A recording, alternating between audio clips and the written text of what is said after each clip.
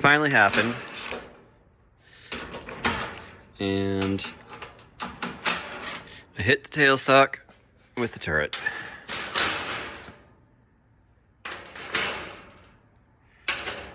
And I got a shear pin alarm.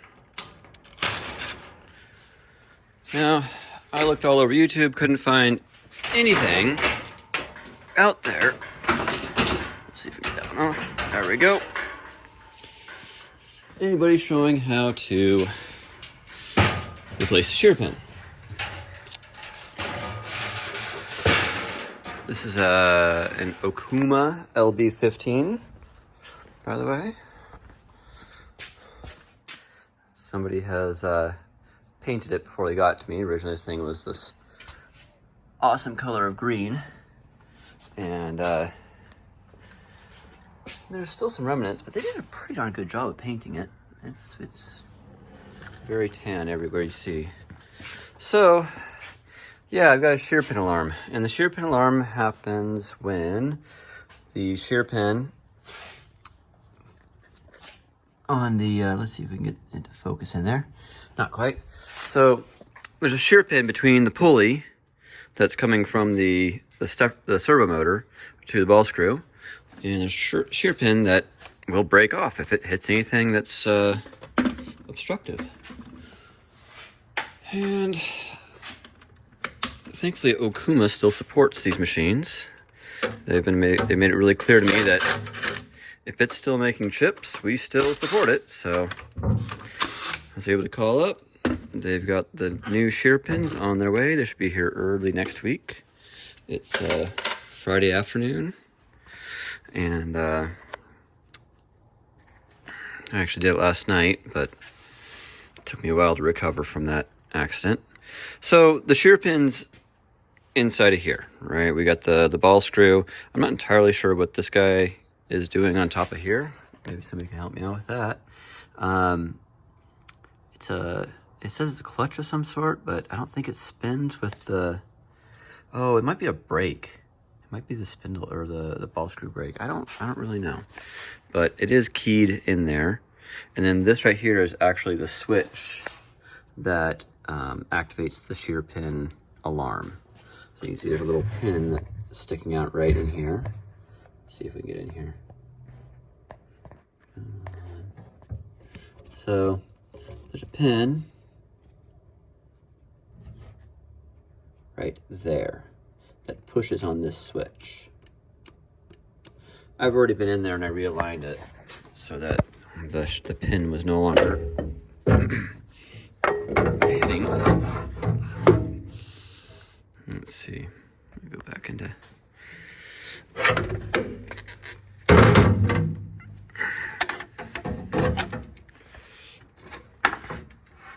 to get this thing out of our way, but hopefully not fall and rip all those cables. All right, so here is the pulley right here. So here's the belt coming from the servo motor to the pulley, and this right here. So this ring here is attached to the ball. All right, accidentally hit the button there. So if we move this pulley here, the whole ball screws, the whole turret's going to slide in and out. And then the pulley's attached back here, and they actually go through a shear pin mechanism. So here we go. It took me a little while to figure this one out, but there are two screws here. You basically have the two links. There's a link right there, and there's a link right there. And then the only thing connecting the two of those is this little pin right in here. And if anything happens, that pin breaks. So to replace that pin, we're going to loosen both of those screws. Let's see. Oh, I had the wrench out. I believe it's a 5mm. All right. So this one I've already loosened. And I'm going to try to get in here. Ooh, I got lucky. Did I get lucky? Really? All right. We're going to loosen up this guy. Okay, Stay right there. Try to do this one-handed here.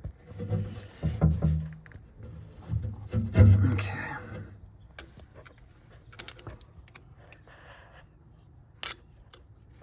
All right. So now I've got both of these loosened. And I'm gonna grab this is probably like supposed to be like an M4 screw, but I think I got a 632. There's threads on the inside of there, and you can now pull the pin out, and you can see it's sheared off. And the way they designed this, when that pin shears and the two pulleys are no longer aligned, the two halves of the pulley are no longer aligned, it actually pushes up on this plate. The plate is like spring loaded somehow. So this whole plate right here will actually pop up, and that's what pushes the pin that sets off the alarm. So now this is the part I haven't seen yet. Let's see if I can get this screw in here to get the other half of that shear pin out. Obviously the two of these guys are gonna have to be aligned quite well. Ooh, ooh, yeah.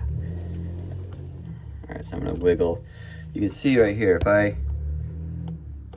I wiggle the pulley motor, or the pulley, you see the screw moving, but not the ball screw. All right, I definitely have it locked in. It might take two hands to do this. All right, there we go. There's the other half of the pin. So now, all we gotta do is wait for the new pin to show up, pop that in there. Probably going to have to reset my zeros on the turret. Not a big deal. This thing already needed a turret alignment. It's needed a turret alignment from before I bought the machine.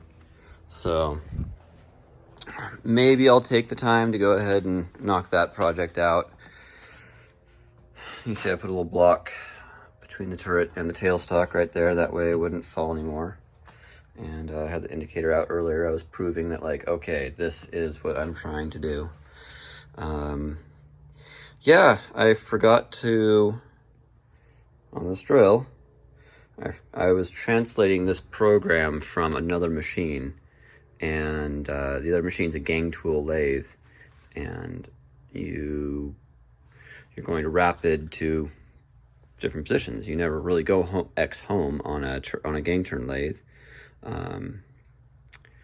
But yeah, I forgot to put my G0 Z1 dot, and so it went back to where it does a tool change, and came straight down and slammed into the turret, or into the tailstock.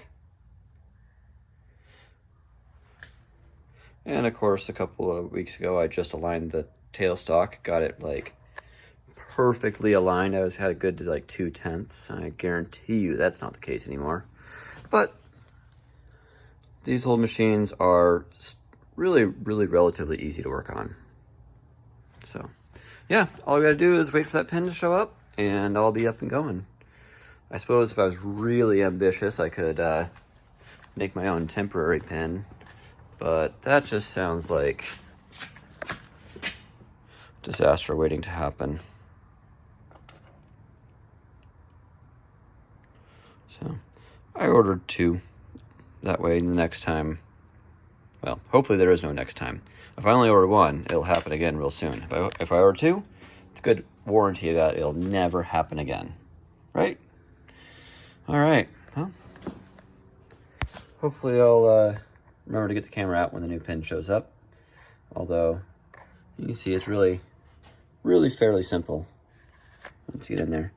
Now I wonder if oh yeah, okay, so there must be a secondary cog. Okay, so if I spin the motor pulley, you can see how it pushes that plate up.